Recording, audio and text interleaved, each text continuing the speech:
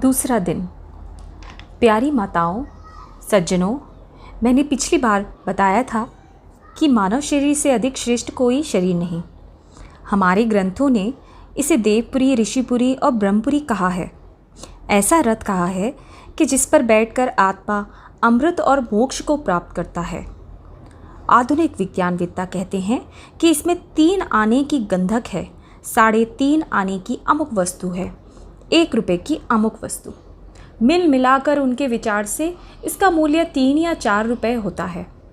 आजकल वस्तुएं महंगी हो गई हैं, इसलिए 5 या 6 रुपये समझ लीजिए। वैज्ञानिक कहते हैं, समझ लो कि इससे अधिक शरीर का मूल्य है नहीं। वे यह भी कहते हैं कि यह शरीर एक तुच्छ कीड़े के शरीर से बढ़ते बढ़ते मानव का शरीर बन गया है।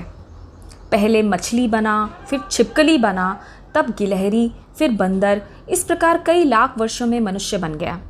किंतु हम तो यह नहीं मानते, केवल शास्त्रों में ऐसा लिखा है, इसलिए ये बात नहीं कहते। बुद्धि से तथा तर्क से कहते हैं कि संसार में प्रत्येक वस्तु धीरे धीरे बुढ़ापे, निर्बलता और समाप्ति की ओर जा रही है। यह जीवन का सिद्धांत है।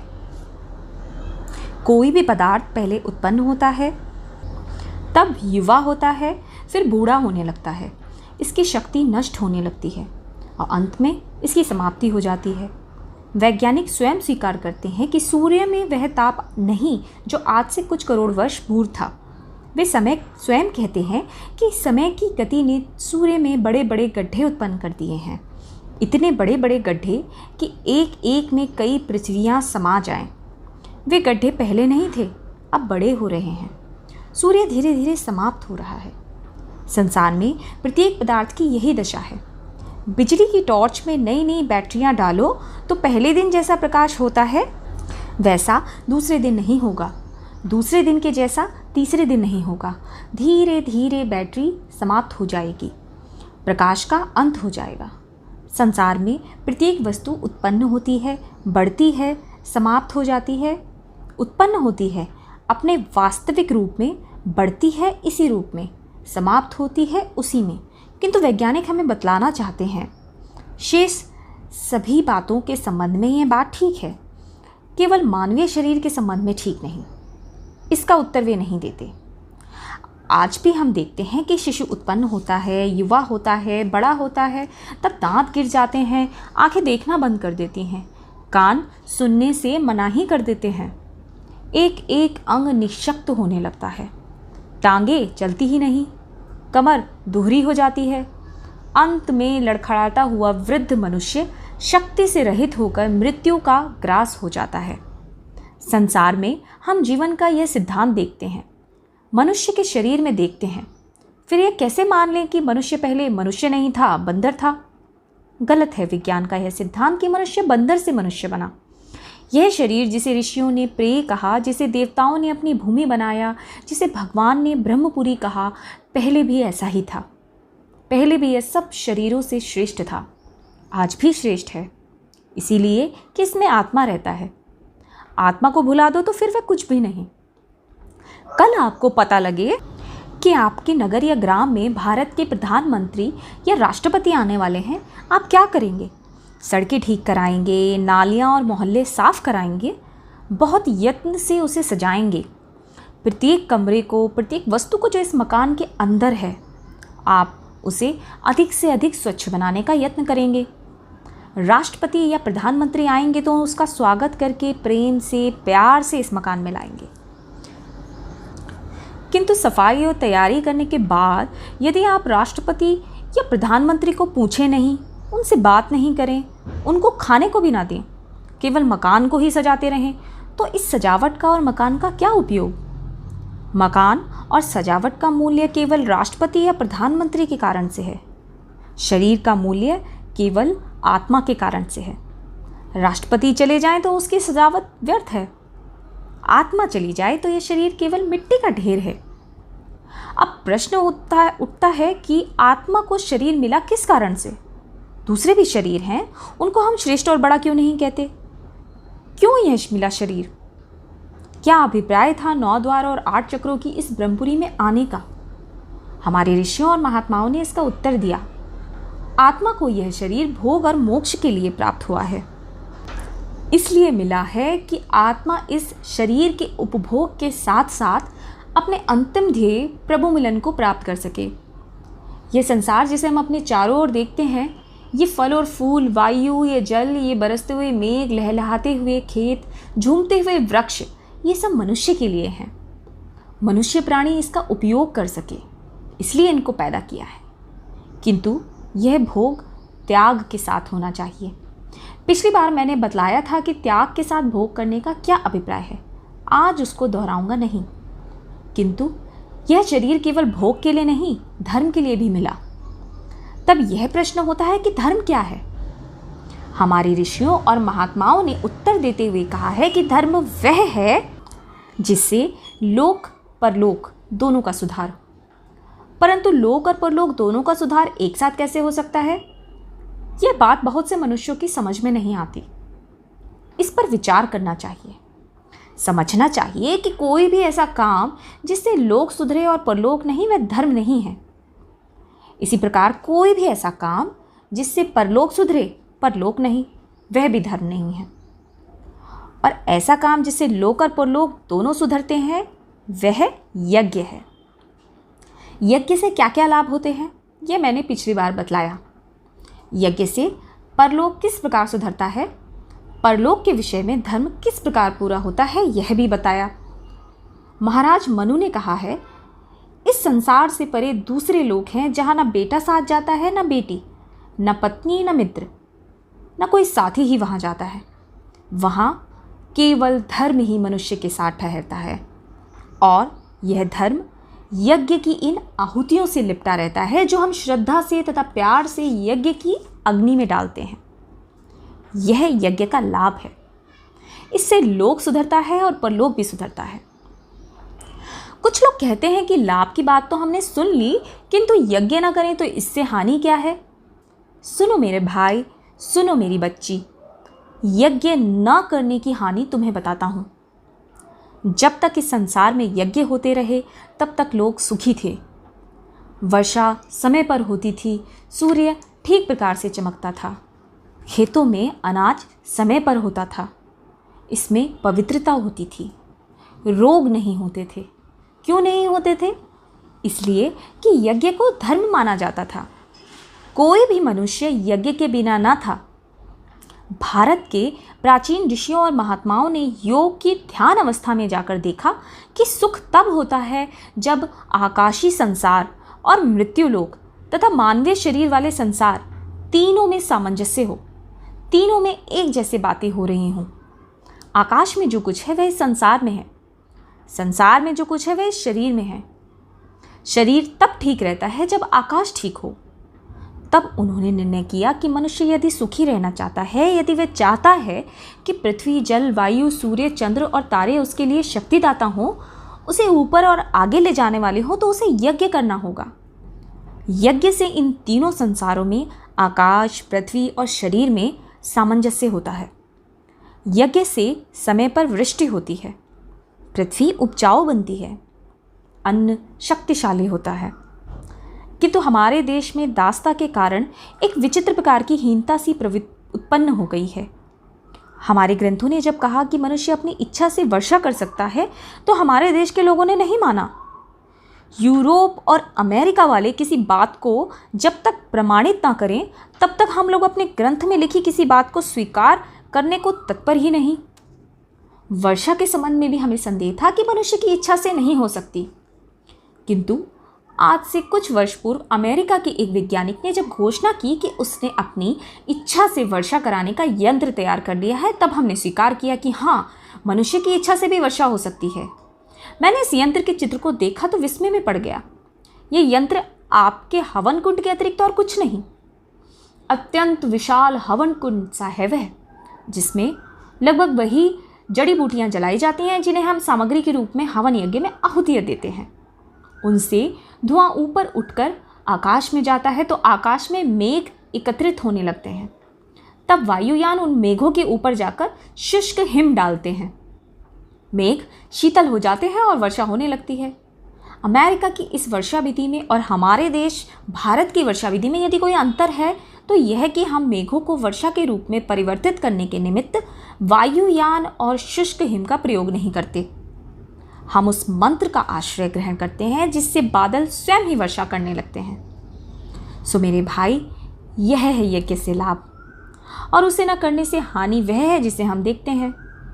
कभी वर्षा उपयुक्त अवसर पर नहीं होती, कभी होती है तो इतनी अधिक कि बाढ़ का विकराल रूप धारण कर लेती है।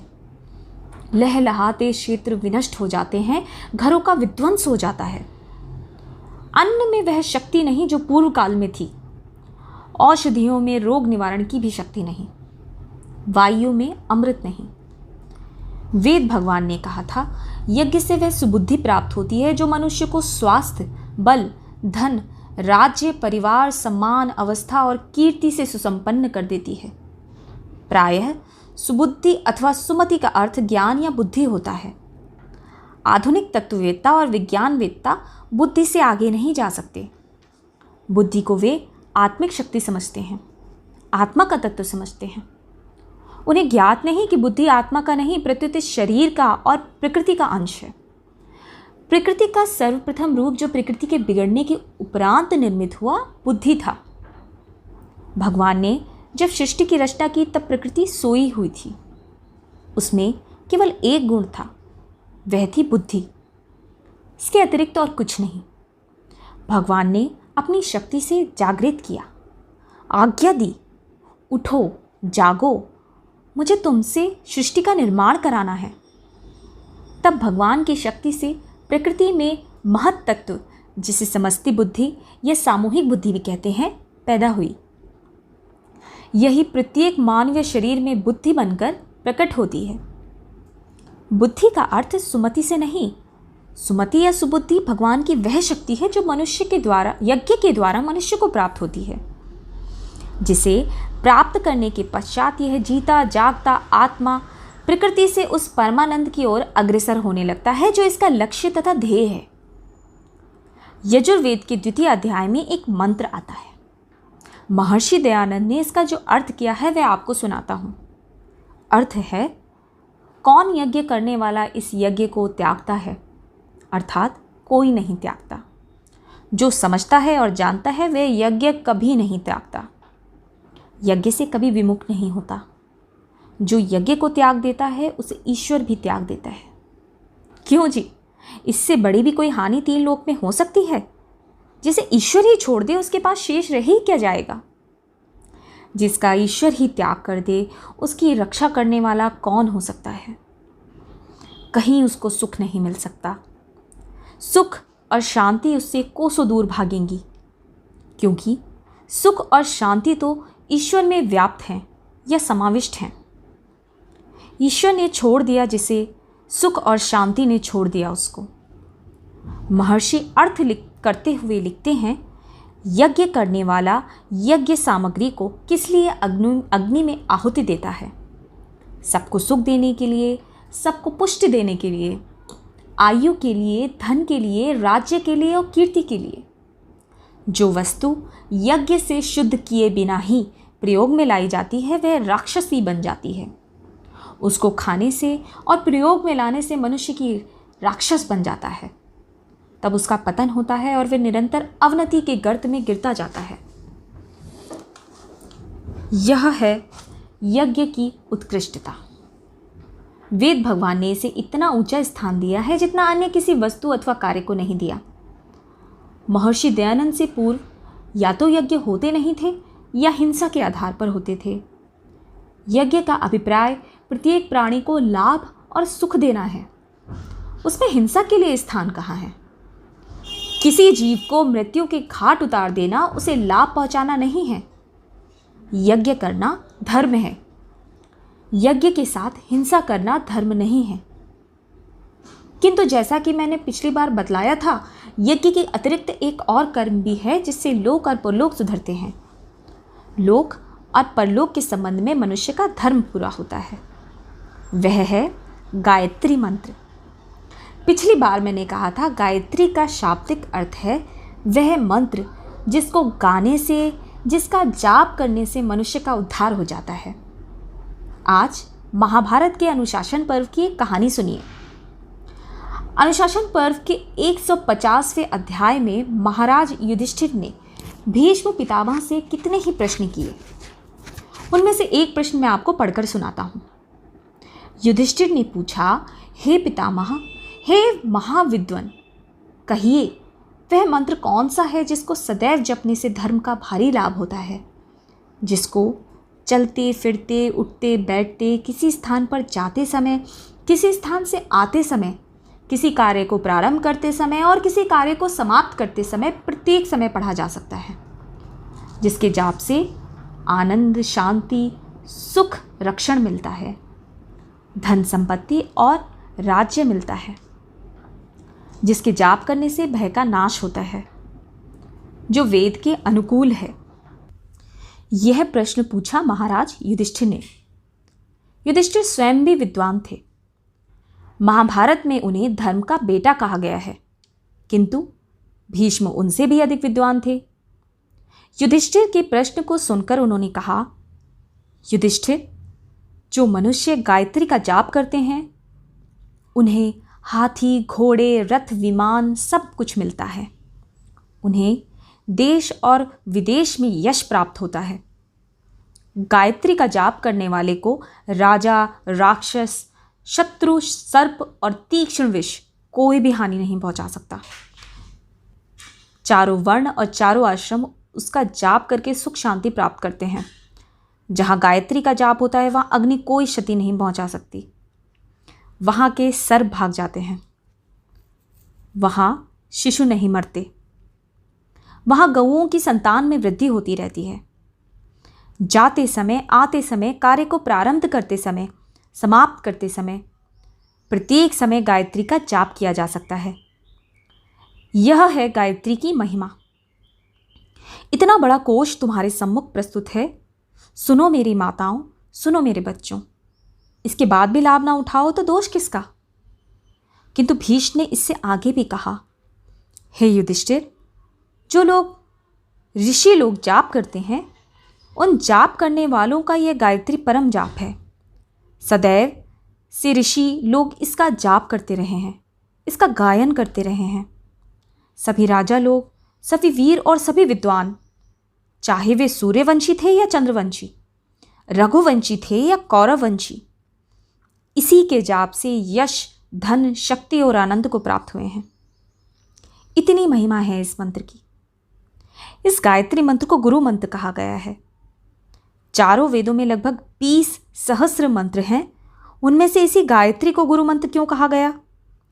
क्यों प्रत्येक वेद में, प्रत्येक शास्त्र में, प्रत्येक ग्रंथ में गायत्री को इतना सम्मान प्रदान किया गया?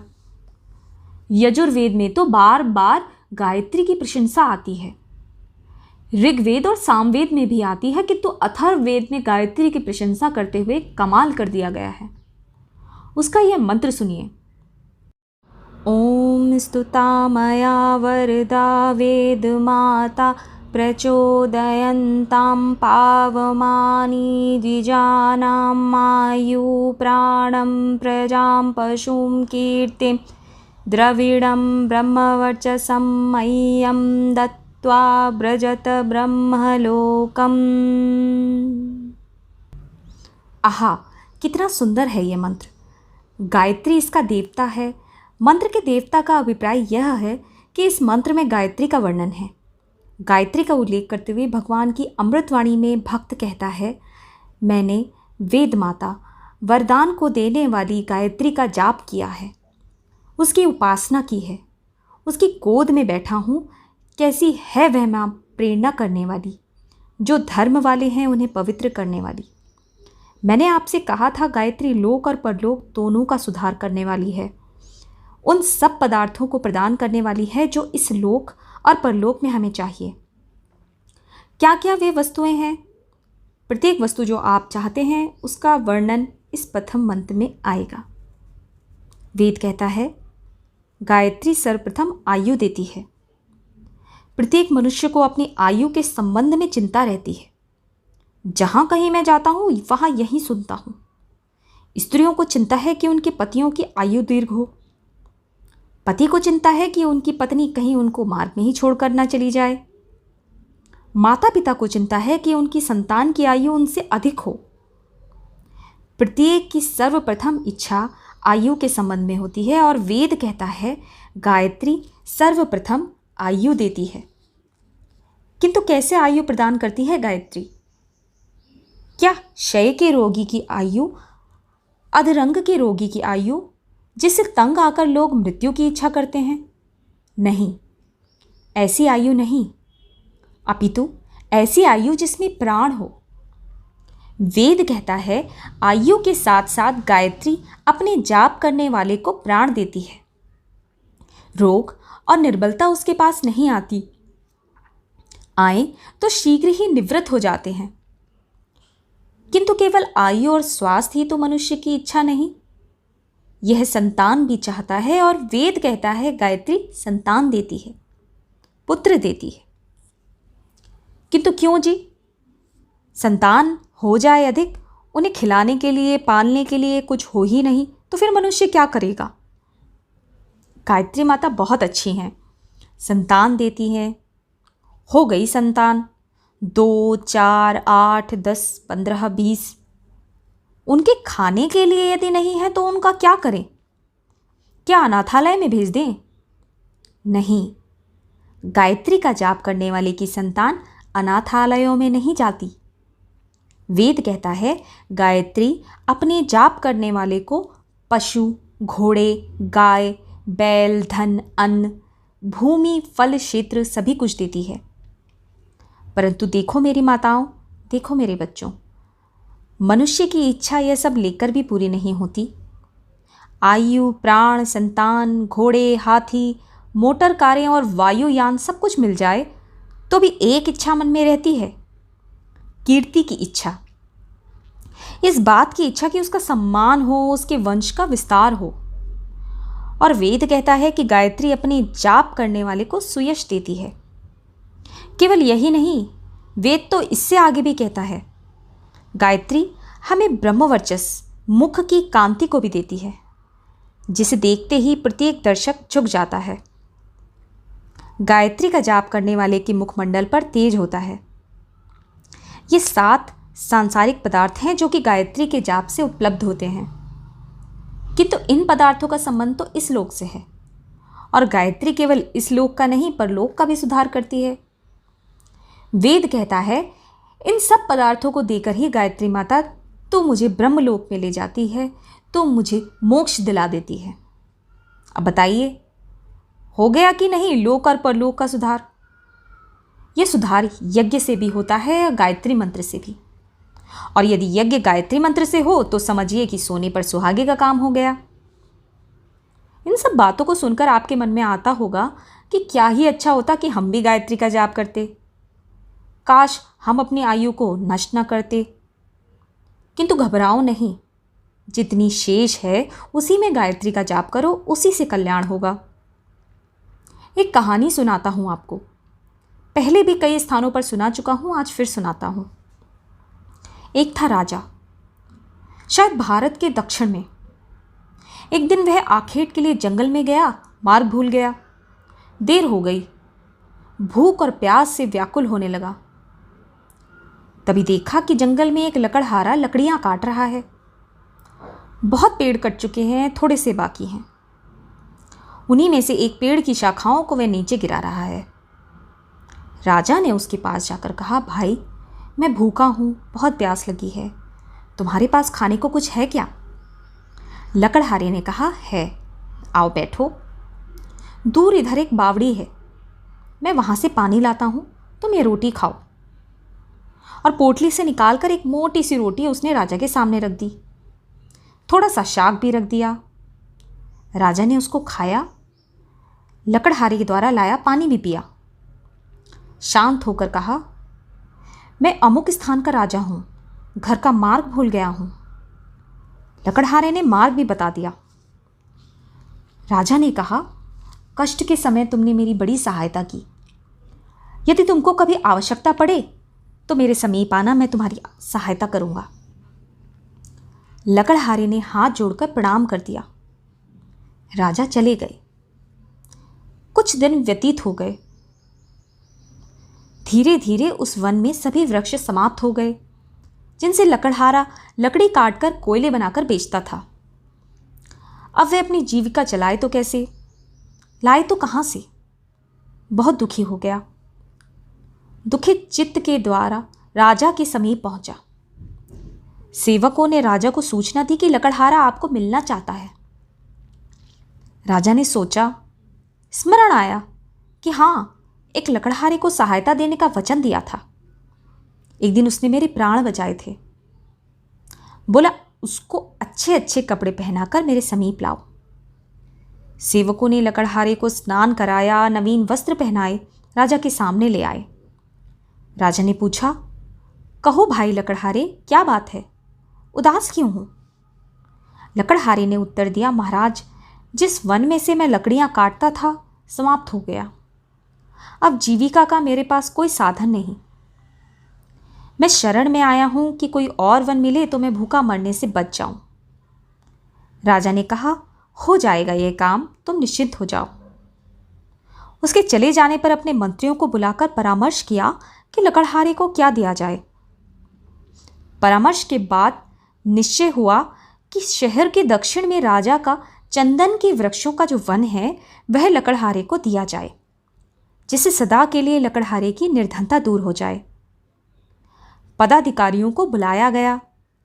चंदन के वृक्षों का वह वन लकड़हारे के नाम कर दिया। उसको सूचना दे दी गई। कई वर्ष व्यतीत हो गए। राजा एक दिन अपने महल में बैठे थे कि लकड़हारे का ध्यान आया। प्रसन्नता के साथ उन्होंने सोचा, अब तो लकड़हारा बहुत धनी हो गया होगा, कई भवन तथा महल बनवा लिए होंगे, इसलिए चलकर उसको देखना चाहिए। अपने मंत्रियों को साथ लेकर वह उस वन में गया जो लकड़हारे को दिया था, किंतु वहां कोई वन ही नहीं था, न चंदन का कोई वृक्ष। राजा ने घबराकर पूछा, अरे वह वन कहाँ है जो लकड़हारे को दिया था? किसी और स्थान पर होगा, तुम मुझे अन्य स्थान पर ले आए हो। मंत्रियों ने पदाधिकारियों की ओर देखा और पदाधिकारियों ने कागजों की ओर। छानबीन करके बोले, महाराज, वह जंगल तो इसी स्थान पर था। राजा ने कहा, फिर वह कहाँ गया? खोज करने पर कुछ दूरी पर चंदन के कुछ वृक्ष दिखाई दिए। उनके पीछे बैठा हुआ लकड़हारा भी दिखाई दिया, निराश और उदास, विचारमग्न। राजा ने उसके पास जाकर पूछा, अरे तू चिंता में क्यों है? लकड़हारे ने प्रणाम करके कहा, अन्नदाता, आपकी कृपा से इतने वर्ष तो कट गए, अब कुछ एक पेड़ रह गए हैं जो थोड़े दिनों में समाप्त हो जाएंगे। सोचता हूं इसके पश्चात क्या करूंगा। राजा ने आश्चर्यपूर्वक कहा, वृक्ष तो थोड़े से रह गए हैं, लेकिन शेष वृक्षों का किया क्या तूने? लकड़हारा बोला, नित्य लकड़ी काटता हूं, कोयले बनाता हूं और बाजार में जाके बेच देता हूं। राजा ने दुख से कहा, अरे भाग्यहीन, ये तूने क्या किया? ये चंदन की लकड़ी थी, जलाकर कोयला क्यों बना दिया? लकड़हारा बोला, चंदन की लकड़ी क्या होती है? राजा बोला, अच्छा होता यदि तू जानता। अभी एक लकड़ी काट मेरे सामने और कोई 2-3 फुट की और ले जा इसको बाजार में, कोयला ना बनाना इसका। लकड़हारे ने वैसा ही किया। एक दुकानदार ने कहा, लकड़ी है असली चंदन की, लकड़हारा है गंवार। बोला, क्या लेगा इसका? लकड़हारे ने पूछा, तुम क्या दोगे? दुकानदार ने कहा, 1 रुपया। लकड़हारा आश्चर्य से चिल्लाकर बोला, 1 रुपया? उसका तात्पर्य था कि इस छोटी सी लकड़ी का 1 रुपया? दुकानदार समझा ये जानता है। बोला, 2 रुपये। लकड़हारा और भी आश्चर्य में चिल्लाकर बोला, 2 रुपये? दुकानदार ने घबराकर कहा, अच्छा 4 रुपये। लकड़हारा चिल्लाया, अच्छा 4? कुछ दूरी पर एक और दुकानदार खड़ा था। उसने देखा कि पहला दुकानदार एक मूल्यवान वस्तु को कौड़ियों के बहाव खरीद रहा है। उसे पुकार कर कहा, अरे इधर आ, मैं तुझे 10 रुपये दूंगा। लकड़हारे ने जब 10 का नाम सुना तो सिर पकड़कर बैठ गया, चिल्ला उठा और धाड़ मारकर रोने लगा। अब उसे ज्ञात हुआ कि जिस लकड़ी का वह कोयला बनाकर बेचता रहा है वह कितनी मूल्यवान थी, कितनी बड़ी संपत्ति का उसने विनाश कर दिया। उस लकड़हारे की दशा पर, उसकी मूर्खता पर आपको करुणा आती है। किंतु सुनो मेरे भाई, हम स्वयं भी तो उस लकड़हारे की भांति हैं। राजाओं के राजा उस परमात्मा ने न जाने किस बात से प्रसन्न होकर सांसों का यह चंदन से पूर्ण जीवन हमें दिया। हमने इसे कुत्सित वासनाओं, घृणा और पाप की अग्नि से जलाकर भस्मसात कर दिया। कितने मूल्यवान हैं ये सांस, ये हमने नहीं समझा। अरे सुनो, जब महारानी विक्टोरिया का अंतिम समय आया, जब बचने की आशा न रही, तो बड़े बड़े डॉक्टर बुलाए गए। घोषणा की गई कि महारानी को 1 मिनट के लिए भी जीवित रखो तो 1 लाख पाउंड मिलेगा। किंतु कोई 1 मिनट भी जीवित ना रख सका। कितना मूल्यवान है सांसों का यह चंदन, वृक्षों से यह पूर्ण वन, जिसे हमने काम, क्रोध, लोभ, मोह और अहंकार की आग में जलाकर कोयला बना दिया है। परंतु जो होना था सो हो गया। अब रह गए चंदन के थोड़े से वृक्ष, थोड़े से वर्ष रह गए हैं इस जीवन के, शायद थोड़े से महीने। आओ, इन्हीं का ठीक ठीक उपयोग करो। यत्न करो तुम्हारा लोक और परलोक सुधर जाए। लोक और परलोक सुधारने के 2 साधन हैं, यज्ञ और गायत्री। गायत्री क्या है? अवश्य है आप गायत्री मंत्र को जानते हैं।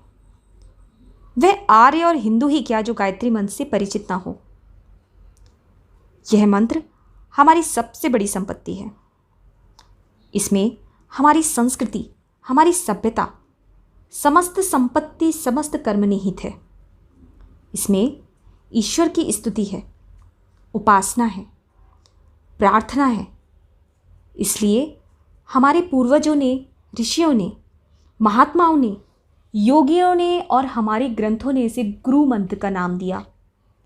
किंतु क्या है ये मंत्र? सबसे पहले इसमें ओम है। भू भुवः स्वः। ओम स्वयं एक मंत्र है, संसार का सबसे बड़ा मंत्र, गायत्री मंत्र से भी बड़ा। ब्रह्म ने ओम की व्याख्या करते हुए कहा, ओम के अ, उ और म 3 अक्षर ऋग्वेद, यजुर्वेद और सामवेद के प्रतीक हैं। इसमें तीनों का सार है। ये तीनों अक्षर भू भुवः स्वः के प्रतीक हैं। भू भुवः स्वः का अर्थ आपको अभी बतलाऊंगा। ओम के विषय में इतना ही मैं जानता हूं कि सब कुछ इसमें है, इसकी महिमा का अंत नहीं। गायत्री मंत्र के प्रारंभ में इसको बोलते हैं, तब कहते हैं भूर्भुवः स्वः। इन तीनों शब्दों के विषय में उपनिषद ने कहा है, यह सब शास्त्रों का और मंत्रों का सार है जो प्रजापति ने निकालकर सामने रख दिया है। भू का अभिप्राय प्राणों को देने वाला, प्राणाधार है। प्राण के बिना कोई भी वस्तु इस संसार में नहीं रह सकती। वर्तमान विज्ञान को भी अंत में मानना पड़ा कि यह संसार प्राणों से भरपूर है। प्राणों के बिना कोई भी वस्तु यहाँ अपना अस्तित्व नहीं रखती। किंतु हमारे ईश्वर ने पहले ही कहा, भू प्राणों को देने वाला, प्राणों को आधार। ये भू भुवः स्वः तीनों शब्द भगवान की प्रशंसा के सूचक हैं। ये प्रकट करते हैं कि ईश्वर क्या है। भाटों और मिरासियों की तरह ईश्वर को उसके गुण बताते चले जाना तो कोई लाभ नहीं पहुंचा सकता। ईश्वर को प्रशंसा की आवश्यकता नहीं, वह हमारी चाटुकारिता का भूखा नहीं। हम यदि भगवान की प्रशंसा करते हैं, स्तुति करते हैं, तो इसलिए कि इन शब्दों में जो गुण वर्णन किए गए हैं उनका कुछ भाग अपने अंदर भी धारण करने का यत्न करें। हम ईश्वर को कहते हैं प्राण आधार, प्राणों को आधार देने वाला। इससे लाभ तभी होगा जबकि हम स्वयं भी किसी के प्राण आधार बने। किसी को प्राण यदि दे नहीं सकते तो उसके प्राण ले भी नहीं सकते। क्यों जी? हम जो ईश्वर को प्राणाधार कहकर उसकी प्रशंसा करते हैं, तो स्वयं हम प्राणियों के प्राण लेते फिरें तो इस प्रशंसा का क्या लाभ है? गायत्री के जाप का अर्थ यह नहीं कि हम ईश्वर को प्राणाधार मानकर बैठ जाएं, अपितु यह भी है कि हम स्वयं किसी के प्राण न हरें। दूसरा शब्द है भुवा। इसका अर्थ है दुखों का नाश करने वाला। दुख बहुत गंभीर शब्द है। इसका ध्यान आते ही हृदय कांप उठता है। हम चाहते हैं दुख हमारे पास ना आए, किंतु दुख क्या है? आज मैं आपको बताना चाहता हूं कि दुख कोई वस्तु नहीं है, हमने स्वयं इसको बना लिया है। दुख 4 प्रकार के होते हैं। एक वे जिन्हें हम स्वयं पैदा करते हैं, अपने कर्म से जन्म देते हैं। दूसरे वे जो असंभव इच्छाओं के पूरा ना होने से होते हैं। तीसरे वे जो हमारे अभिमान के कारण, देश की स्थिति के कारण और प्रकृति के कारण से उत्पन्न होते हैं। महंगाई, बेकारी, वर्षा का न होना, दंगा हो जाना, संग्राम छिड़ जाना, अकाल का प्रकोप होना, इस प्रकार के दुख समाज, देश और प्रकृति के दुख हैं। इनमें हमारा कोई दोष नहीं, किंतु शेष तीनों दुख हमारे कारण से हमें भोगने पड़ते हैं। हम स्वयं इन्हें उत्पन्न करते हैं। अर्थात दुख जो हमें संसार में मिलते हैं, उनका 75% भाग हम स्वयं अपने लिए उत्पन्न करते हैं। इस प्रकार के दुखों में एक दुख शारीरिक है। ये दुख बिना सोचे विचारे खाने पीने और कार्य करने से होता है। हमारे सामने एक थाल रख दिया किसी ने, उसमें आलू भी है, कचालू भी, भिंडी भी, गोभी, मटर, अचार, मुरब्बे, रायते, खीर, बंगाली रसगुल्ले, घंटे वाले की मिठाई, कितना ही कुछ है। शास्त्र कहता है कि खीर और दही इकट्ठा खाओगे तो शरीर में रोग उत्पन्न होगा। हम शास्त्र की बात नहीं सुनते, जिह्वा की बात सुनते हैं। कई लोगों को तो मैंने ऐसा भी कहते सुना है कि पेट में प्रत्येक वस्तु के लिए भिन्न भिन्न कोष्ठ हैं, किंतु भिन्न भिन्न कोष्ठ तो वहाँ है नहीं। दोषपूर्ण वस्तुओं को एकत्रित कर देने से और वहाँ बहुत अधिक भोजन से अस्वस्थता होती है। आजकल तो रिश्वत से कितने ही कार्य चलते हैं। आपको किसी स्थान पर अपना सामान पहुँचाना है, स्टेशन पर जाते हैं, माल गोदाम वाला कहता है कि साहब हमारे पास माल ले जाने वाला वैगन नहीं। आप चाटुकारिता करते हैं, रिश्वत देते हैं, गाड़ी पर बोझ अधिक हो जाता है, मार्ग में ही टूट जाती है और पटरी से उतर जाती है।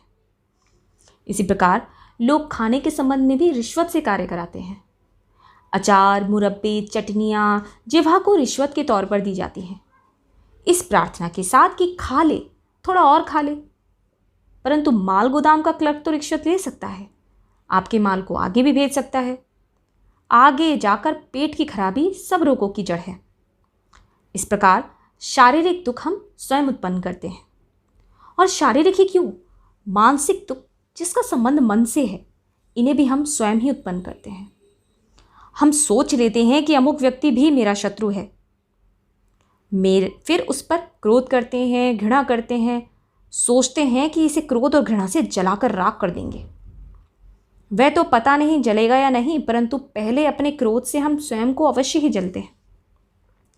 दूसरे पर फेंकने के लिए कीचड़ तो उठा लिया हमने हाथ में, वह दूसरे पर गिरेगा या नहीं, किंतु हमारे हाथ तो अवश्य ही मैले होंगे।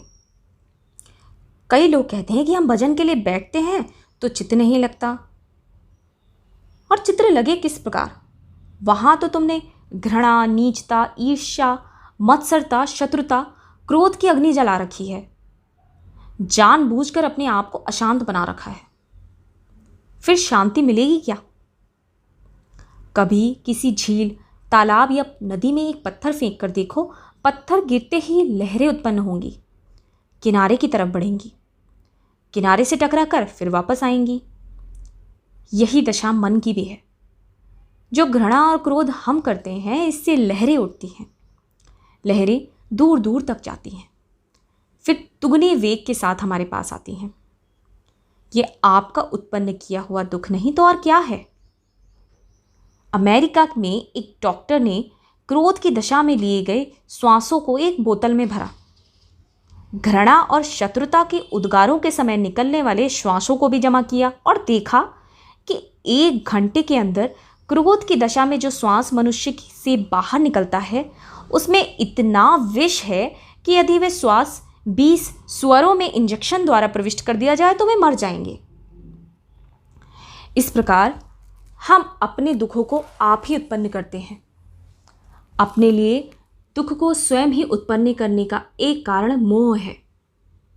हम ऐसा समझ लेते हैं कि मैं नहीं हूं, प्रत्युत परिवार हूं, अपनी संपत्ति हूं, अपना निश्चित विभाग हूं, अपना बेटा बीवी बच्चा हूं, अपना मकान और दुकान हूं। इस प्रकार समझ लेने से बुद्धि का नाश होता है और बुद्धि का नाश होने से मनुष्य का सर्वनाश होता है। अपने आप को केंद्र बनाकर सब वस्तुओं को और सब लोगों को हम अपने आप में लपेट लेना चाहते हैं। कोई पुरुष है, कोई स्त्री है, उससे प्रेम कर लिया और समझ लिया कि इसका दुख हमारा दुख है। इसके सर में पीड़ा है तो रोएंगे हम, उसकी आंखें दुखती हैं तो चिल्लाएंगे हम। आखिर क्यों? एक सज्जन का मकान जल गया, मैं उससे मिलने गया, वह फूट फूट कर रो रहा था। हाय मैं जल गया। मैंने सुनकर कहा, अरे तू जल गया तो यह बोलता कौन है? क्या तेरा भूत? तू मकान नहीं है। मकान जल गया तो जल जाने दे, तू नहीं जला। आप कहेंगे, आनंद स्वामी तू तो हो गया फकीर, हमें यह उपदेश क्या देता है? यदि हम मोह ना करें तो संतान की रक्षा किस प्रकार करें? इन्हें पालें कैसे? मैं कहता हूं कि मैं संतान की रक्षा और पालन को छोड़ देने के लिए नहीं कहता। रक्षा करो और पालन करो अवश्य, पर मोह में फंसकर नहीं करो, केवल कर्तव्य समझकर करो। चिड़िया और पक्षी भी तो अपनी संतान की रक्षा करते हैं, तो क्या यह सोचकर करते हैं कि जब हम बूढ़े हो जाएंगे तब वे हमें खाना खिलाएंगे? ऐसी भावना छोड़ दो तो दुख का नाश हो जाएगा। गत वर्ष मैं आर्य समाज हनुमान रोड पर ठहरा हुआ था तो एक मनुष्य मेरे पास आया। आकर दुखी स्वर में बोला, मैं बहुत दुखी हूं, मेरे साथ पटेल नगर चलो। मैंने पूछा कि क्या दुख है? उसने कहा, मेरे 2 पुत्र हैं, दोनों कमाते हैं, अच्छी पदवियों पर हैं, स्वयं भी पेंशन पाता हूं 300 रुपया मासिक। मैंने कहा, यह तो हर्ष की बात है, इसमें कष्ट क्या हुआ? वह संवेग से रो उठा, कमीज उठाकर अपनी पीठ दिखाई, रोता हुआ बोला, स्वामी जी ये देखिए। मैंने देखा उसकी पीठ पर पीसियों चिन्ह थे। कांपकर मैंने पूछा, यह किसने किया? उसने कहा, मेरे पुत्रों ने। प्रति मास जब मेरी पेंशन आती है तो एक पुत्र कहता है कि सारे रुपए मुझे दे दो, दूसरा कहता है कि मुझको दे दो, और मैं कहता हूं कि 100 रुपया एक ले लो, 100 रुपया दूसरा, 100 मेरे पास रहने दो। वे कहते हैं 300 के 300 दे दो, और तब मार मार कर मूर्छित कर देते हैं। ईश्वर के लिए चलो, चलकर उन्हें समझा। मैंने कहा, चलो चलता हूं तुम्हारे साथ, परंतु उसके घर जाकर देखा एक लड़का एक कमरे में कुर्सी पर डटा बैठा है और दूसरा दूसरे में। उनका ढंग मुझे नहीं जचा। तब इस मनुष्य को मैंने एक और कमरे में ले जाकर पूछा, कितनी पेंशन मिलती है तुम्हें? उसने कहा, 300। मैंने कहा, फिर तुम यहां क्यों रहते हो? तपोवन में जाकर रहो, घर छोड़ दो, यही लड़के तुम्हारा मान करेंगे, तुम्हारे पैर चूमेंगे। मुझे देखो, मैंने अपना घर छोड़ दिया, मेरे पुत्र मेरे पीछे पीछे भागे फिरते हैं। कोई कहता है रुपए ले लो, कोई कहता है ये वस्तु ले लो। प्रत्येक को चिंता है कि मेरा आदर वह दूसरे से बढ़कर करे। चल मेरे साथ, मैं तपोवन का मार्ग बताऊं। वह गिड़गिड़ाकर बोला, कैसे जाऊं? उन लड़कों का मोह मुझे नहीं जाने देता। मैंने हंसकर कहा, तो फिर मार खाते रहो बच्चों, शिकायत क्यों करते हो? अपना दुख उठाते हो।